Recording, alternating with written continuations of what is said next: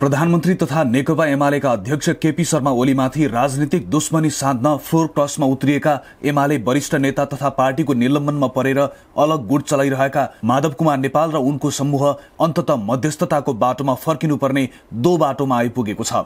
नेपाल पक्ष कठोर प्रतिकारमा उत्रिएपछि घायल बन्ने ठानिएका ओली थप आक्रामक शैलीमा प्रस्तुत भएका छन्। आफूमाथि बनाइएको चक्रव्यूह तोड्न नयाँ चाल ओलीले चालेका छन्।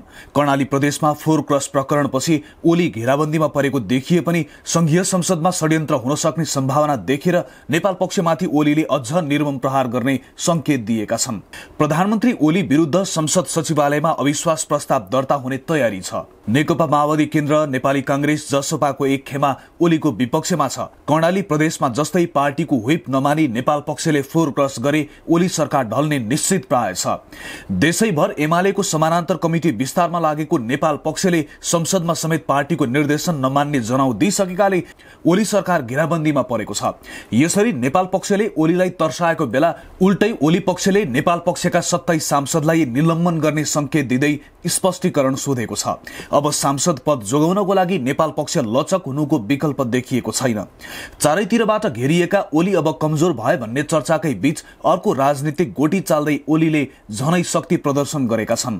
पार्टी अनुशासन उल्लङ्घन गरेको भन्दै माधव नेपाल र झलनाथ खनाल सहित 27 जना संघीय सांसदलाई स्पष्टीकरण सोधेका ओलीले तपाईलाई संघीय संसद सदस्यबाट किन नहटाउने भन्दै प्रश्न गरेका छन्। टाउको गन्दा ओलीको विपक्षमा बहुमत सांसद देखिसकेर ओली सरकार ढल्ने निश्चित जस्तै हुँदा त्यो बहुमतलाई अल्पमतमा बदल्न सक्ने गरी ओलीले चाल चलेका छन्। स्पष्टीकरणको जवाफ चित्त बुझ्दो नभएमा पार्टी सदस्य र सांसदबाटै निलम्बन गर्न सक्ने गरी ओली अघि बढेका छन्। फ्लोर क्रस गर्ने आशंकामा सोधिएको स्पष्टीकरण चित्त नबुझे सांसद पद गुम्नेछ र ओलीको विपक्षको बहुमत समेत स्वतः गुम्नेछ। यसले ओली सरकार ढाल्न अन्तिम प्रयास गरिरहेकाहरूलाई नमिठो धक्का लागेको छ। त्यसभन्दा बढी ओली विरुद्ध संघर्ष गरिरहेका नेपाल पक्षलाई गहिरो चोट पुगेको छ। कर्णाली प्रकरणपछि होसिएका नेपाल मलिन बनेका छन्।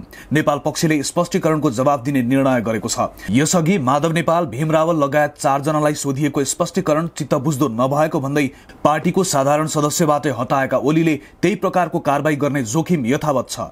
वाम एकता भंग भएपछि एमालेमा फर्किएका नेपाल पक्षमाथि ओलीले निरन्तर प्रहार गर्दै आएका थिए।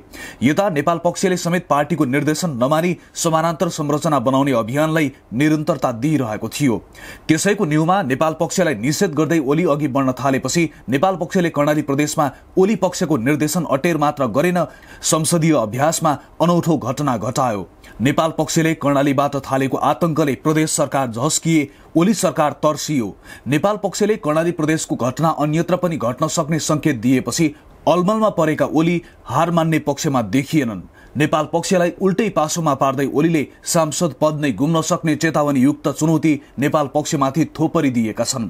यद्यपि जस्तो सुकै कारबाही भोग्न तयार बताउने नेपाल पक्षले यो चुनौतीको कसरी सामना गर्छन् भन्ने चासो बढेर गएको छ। अब उनीहरूले माओवादीसँगको मिलेको स्वार्थ पूरा गर्न सांसद पद साट्लान् त भन्ने प्रश्न पनि उब्जिएको छ।